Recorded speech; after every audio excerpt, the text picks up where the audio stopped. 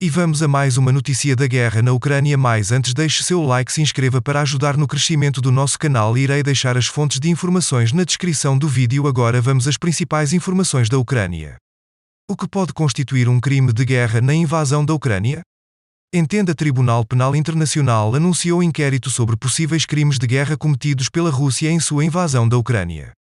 Padrões internacionais os distinguem de crimes contra a humanidade e genocídio. Desde que a Rússia invadiu a Ucrânia, em 24 de fevereiro, cada vez mais suas tropas invasoras têm atacado localidades civis com bombardeios aéreos e artilharia. A ONG Anistia Internacional registra ataques indiscriminados. Coloca-se a questão de se estariam sendo cometidos crimes de guerra. O presidente ucraniano, Volodymyr Zelensky, descreveu como crimes de guerra os lançamentos de mísseis russos contra áreas civis.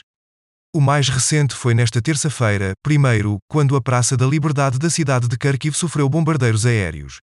No dia seguinte, o Tribunal Penal Internacional, TPI, em Haia, Holanda, anunciou a abertura de um inquérito por crimes de guerra ou contra a humanidade na Ucrânia. Em comunicado, o promotor Karim Azad Ahmad Khan afirmou haver base razoável para abrir uma investigação e que começará a coleta de provas.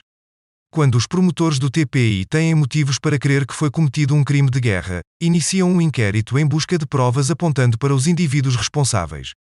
É o tipo de momento a que estamos nos dirigindo agora, no que diz respeito aos crimes de guerra perpetrados na Ucrânia, explica Mark Kersten, da Munk School of Global Affairs and Public Policy da Universidade de Toronto.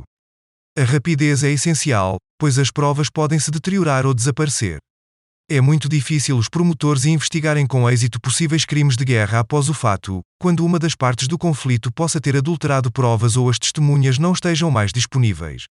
Nem toda morte civil é ilegal. Crimes de guerra, que não devem ser confundidos com crimes contra a humanidade, são definidos internacionalmente como violações às leis humanitárias durante um conflito. Essa definição, estabelecida no Estatuto de Roma do TPI, deriva-se das Convenções de Genebra de 1949 e se baseia no princípio de que indivíduos podem ser responsabilizados pelas ações de um Estado ou de suas forças militares. O Escritório das Nações Unidas para a Prevenção do Genocídio e Responsabilidade de Proteger distingue os crimes de guerra do genocídio e dos crimes contra a humanidade. Aqueles são perpetrados durante um conflito interno ou entre Estados, enquanto o genocídio e os contra a humanidade podem ocorrer em tempos de paz, ou durante a agressão unilateral de militares contra um grupo desarmado. A longa lista de potenciais crimes de guerra inclui tomada de reféns, homicídios intencionais, tortura ou tratamento desumano de prisioneiros de guerra, e coerção de menores a combater. Na prática, contudo, há uma significativa zona cinzenta. As leis da guerra nem sempre protegem os civis da morte, observa Kersten. Nem toda morte civil é necessariamente ilegal. Ataques a cidades e localidades, bombardeio de edifícios residenciais e escolas, até mesmo o assassinato de grupos de civis não constituem forçosamente crime de guerra, se a necessidade militar for justificada. O mesmo ato pode se tornar crime se resulta em destruição desnecessária, em sofrimento e mortes que excedem a vantagem militar proporcionada pelo ataque.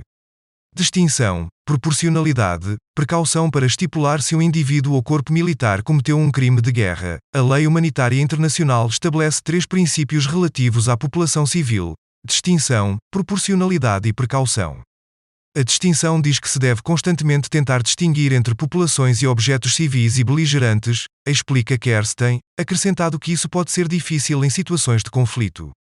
Por exemplo, atacar barracas cujos ocupantes declararam que não participam mais do conflito, pode ser um crime de guerra. O mesmo se aplica ao bombardeio de uma base militar onde haja geradores que fornecem eletricidade a hospitais. No entanto, torna-se cada vez mais difícil distinguir entre populações civis e militares. Há sabotadores, oficiais à paisana, combatentes se disfarçam o tempo todo nas guerras.